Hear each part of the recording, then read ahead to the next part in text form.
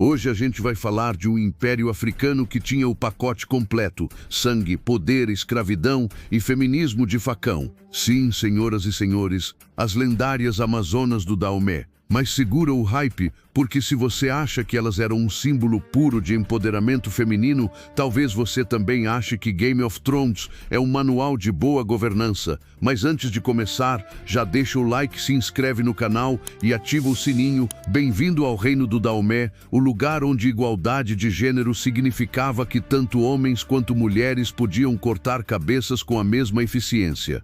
O Daomé surgiu lá pelo século XVII, no território que hoje é o Benin, quando alguns reis decidiram que conquistar vilas vizinhas era mais produtivo do que plantar mandioca. Enquanto a Europa brigava por religião e pólvora, o Daomé montava um império baseado numa regra simples: se não dá para ser o mais pacífico, seja o mais temido. A cultura era uma mistura de rituais sangrentos, escravidão e um sistema militar completamente devoto ao rei, que, modesto como sempre, se chamava o Tubarão da Terra. E sim, o cara tinha um exército pessoal composto por mulheres. Mas não se engane achando que era por crença na igualdade.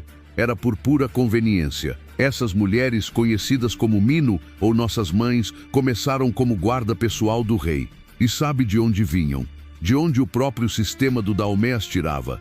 Eram escravas, prisioneiras, mulheres sequestradas, sem família, sem opção, sem futuro. Então, entre ser escrava e ser uma escrava armada, a escolha parecia óbvia. O treinamento delas era digno de um filme do Tarantino com roteiro escrito pelo diabo em dia de mau humor. Elas aprendiam a matar sem piscar, a decapitar prisioneiros como se fosse aquecimento, a atravessar plantações espinhosas para provar lealdade. Pensa num crossfit, só que com trauma psicológico e cheiro de sangue. Isso não era empoderamento, era engenharia do terror. O Daomé prosperou. No século XVIII e XIX era o auge.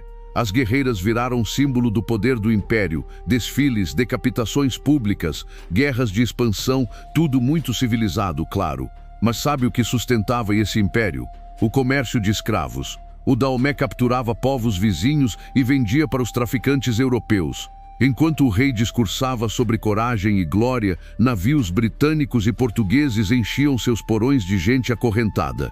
As Mino estavam lá, não libertando ninguém, mas ajudando a capturar, transportar e vigiar os escravos. Ou seja, empoderamento patrocinado pelo inferno. Hollywood, claro, preferiu esquecer essa parte. No filme A Mulher Rei, tudo é sobre irmandade e coragem. Mas na vida real, era poder, medo e lucro. A história real é o tipo de roteiro que o marketing moderno jamais aprovaria. O Daomé era basicamente um influencer do horror.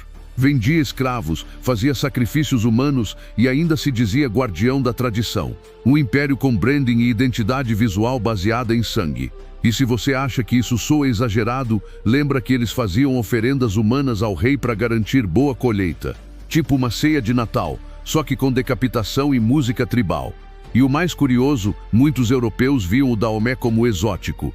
Escreviam sobre o império como se fosse uma atração turística. Ah, veja só, um povo guerreiro disciplinado que mata com orgulho, basicamente o TripAdvisor do colonialismo. É impressionante como a humanidade tem talento para admirar a própria barbárie quando ela vem com figurino. Mas o mundo não ia deixar isso durar para sempre. Chegou o século XIX e a Europa, que já tinha explorado o continente inteiro, resolveu agora bancar a civilização.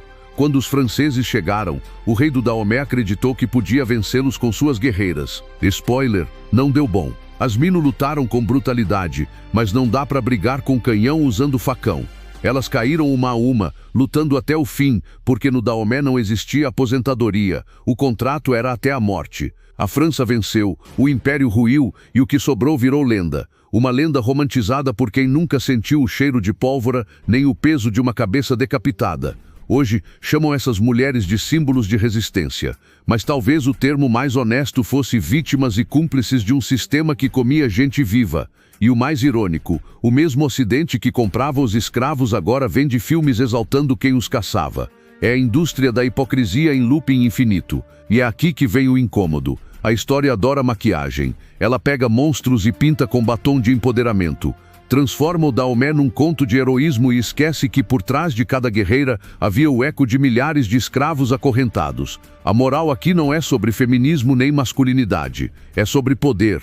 O poder que corrompe tudo, independente de quem o segura. O Daomé foi uma aula brutal sobre como a opressão não tem gênero, só oportunidade. Então, antes de idolatrar o passado, lembra disso. Às vezes o que parece revolução é só um massacre com boa assessoria de imprensa. Se esse vídeo te fez rir, refletir ou se sentir desconfortável, ótimo. Significa que você ainda tem alma. Deixa o like, comenta o que você acha das Amazonas e se inscreve para mais doses de história sem filtro. Porque aqui a gente não reconta o passado, a gente o desenterra.